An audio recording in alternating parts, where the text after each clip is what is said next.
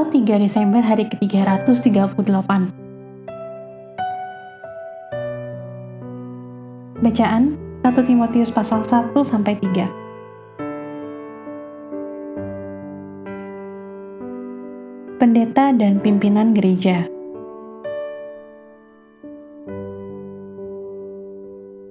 Garis besar, Timotius, anak Paulus dalam iman, menghadapi beban tanggung jawab yang berat di gereja Efesus.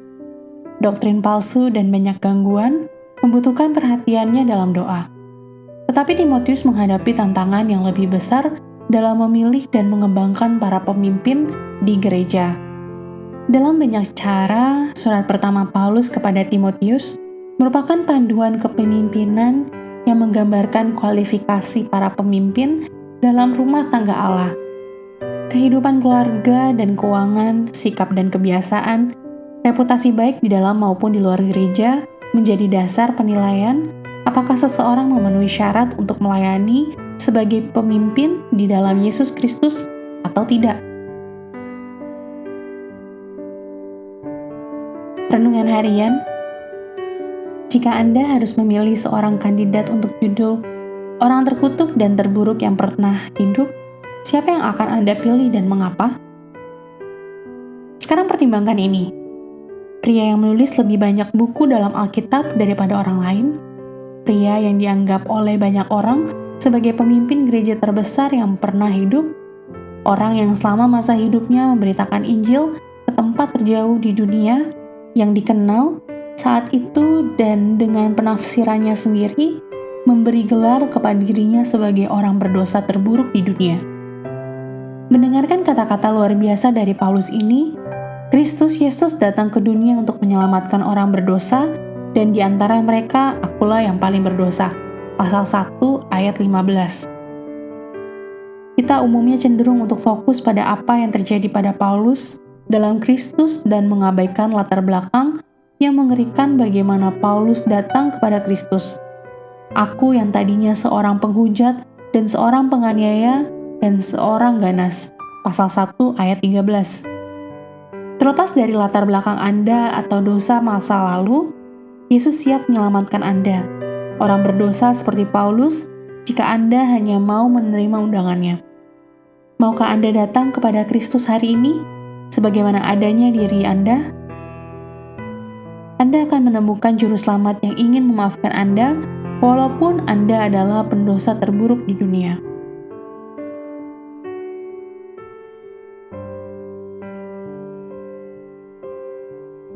Allah kita memiliki penghapus yang besar.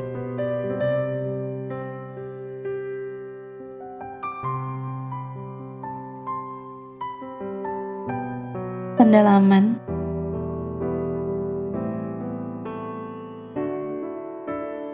Seorang sahabat dekat 1 Timotius pasal 1 ayat 2. Di samping tugasnya sebagai rekan perjalanan dan sesama misionaris bersama Paulus, Timotius juga disebut sebagai rekan penulis 6 surat-surat Paulus.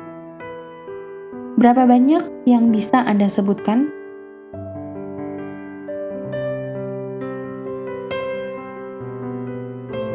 Amin. Tuhan Yesus memberkati.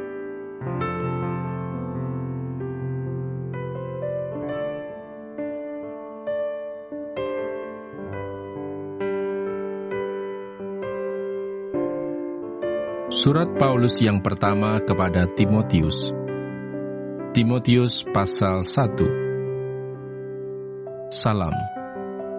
Dari Paulus, Rasul Kristus Yesus menurut perintah Allah, Juru Selamat kita, dan Kristus Yesus, dasar pengharapan kita, kepada Timotius, anakku yang sah di dalam iman. Kasih karunia, rahmat dan damai sejahtera dari Allah Bapa dan Kristus Yesus, Tuhan kita, menyertai engkau. Mengenai ajaran sesat. Ketika aku hendak meneruskan perjalananku ke wilayah Makedonia, aku telah mendesak engkau supaya engkau tinggal di Efesus dan menasihatkan orang-orang tertentu agar mereka jangan mengajarkan ajaran lain ataupun sibuk dengan dongeng dan silsilah yang tiada putus-putusnya, yang hanya menghasilkan persoalan belaka dan bukan tertib hidup keselamatan yang diberikan Allah dalam iman. Tujuan nasihat itu ialah kasih yang timbul dari hati yang suci, dari hati nurani yang murni, dan dari iman yang tulus ikhlas. Tetapi ada orang yang tidak sampai pada tujuan itu, dan yang sesat dalam omongan yang sia-sia. Mereka itu hendak menjadi pengajar hukum Taurat, tanpa mengerti perkataan mereka sendiri, dan pokok-pokok yang secara mutlak mereka kemukakan. Kita tahu bahwa hukum Taurat itu baik kalau tepat digunakan, yakni dengan keinsafan bahwa hukum Taurat itu bukanlah bagi orang yang benar, melainkan bagi orang durhaka dan orang lalim, bagi orang fasik dan orang berdosa, bagi orang duniawi dan yang tak beragama, bagi pembunuh bapa dan pembunuh ibu, bagi pembunuh pada umumnya, bagi orang cabul dan pemburit, bagi penculik, bagi pendusta, bagi orang makan sumpah, dan seterusnya segala sesuatu yang bertentangan dengan ajaran sehat, yang berdasarkan Injil dari Allah yang mulia dan maha bahagia, seperti yang telah dipercayakan kepadaku. Ucapan syukur atas kasih karunia Allah. Aku bersyukur kepada Dia yang menguatkan aku, yaitu Kristus Yesus, Tuhan kita, karena Ia menganggap aku setia dan mempercayakan pelayanan ini kepadaku. Aku, yang tadinya seorang penghujat dan seorang penganiaya, dan seorang ganas, tetapi aku telah dikasihaninya, karena semuanya itu telah kulakukan tanpa pengetahuan, yaitu di luar iman.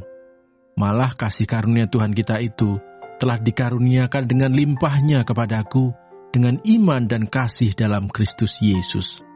Perkataan ini benar dan patut diterima sepenuhnya. Kristus Yesus datang ke dunia untuk menyelamatkan orang berdosa. Dan di antara mereka, akulah yang paling berdosa. Tetapi justru karena itu, aku dikasihani, agar dalam diriku ini, sebagai orang yang paling berdosa, Yesus Kristus menunjukkan seluruh kesabarannya. Dengan demikian aku menjadi contoh bagi mereka yang kemudian percaya kepadanya dan mendapat hidup yang kekal. Hormat dan kemuliaan sampai selama-lamanya bagi Raja segala zaman, Allah yang kekal, yang tak nampak, yang esa. Amin. Tugas Timotius. Tugas ini kuberikan kepadamu, Timotius anakku, sesuai dengan apa yang telah dinubuatkan tentang dirimu, supaya dikuatkan oleh nubuat itu, engkau memperjuangkan perjuangan yang baik dengan iman dan hati nurani yang murni. Beberapa orang telah menolak hati nuraninya yang murni itu, dan karena itu kandaslah iman mereka. Di antaranya Himeneus dan Alexander, yang telah kuserahkan kepada iblis, supaya jera mereka menghujat. 1 Timotius pasal 2. Mengenai doa jemaat.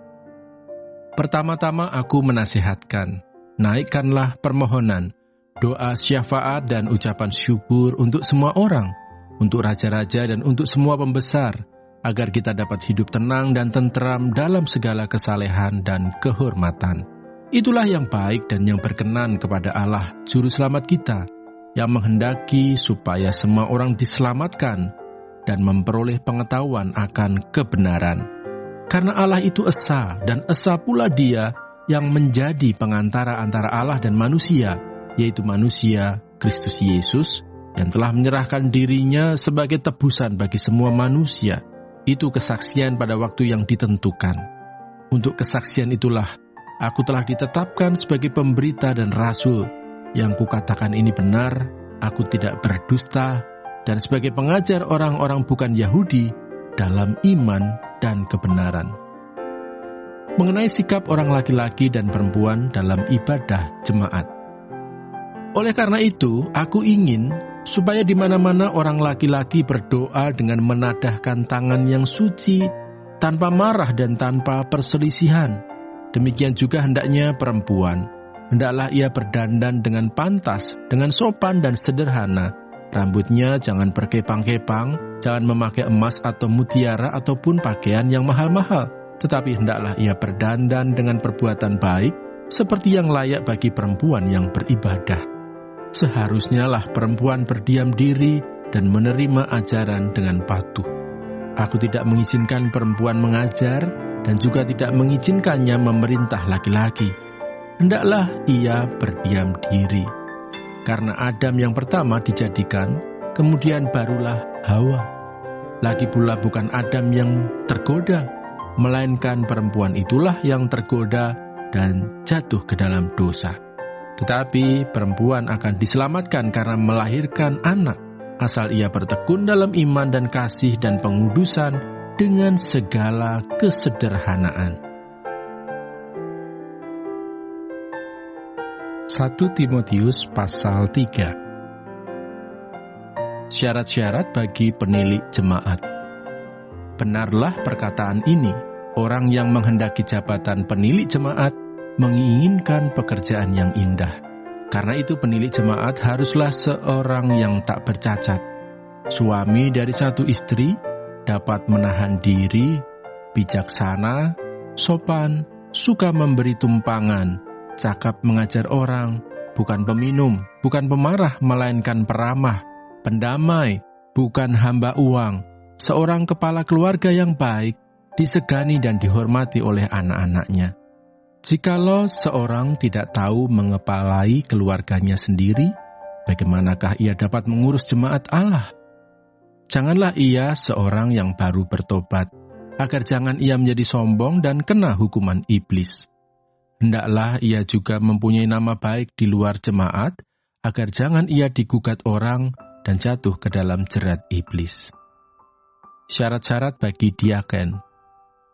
Demikian juga diaken haruslah orang terhormat.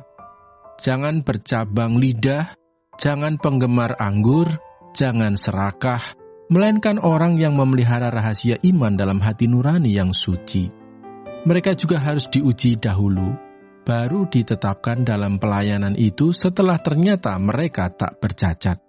Demikian pula istri-istri hendaklah orang terhormat, jangan pemfitnah, hendaklah dapat menahan diri dan dapat dipercayai dalam segala hal.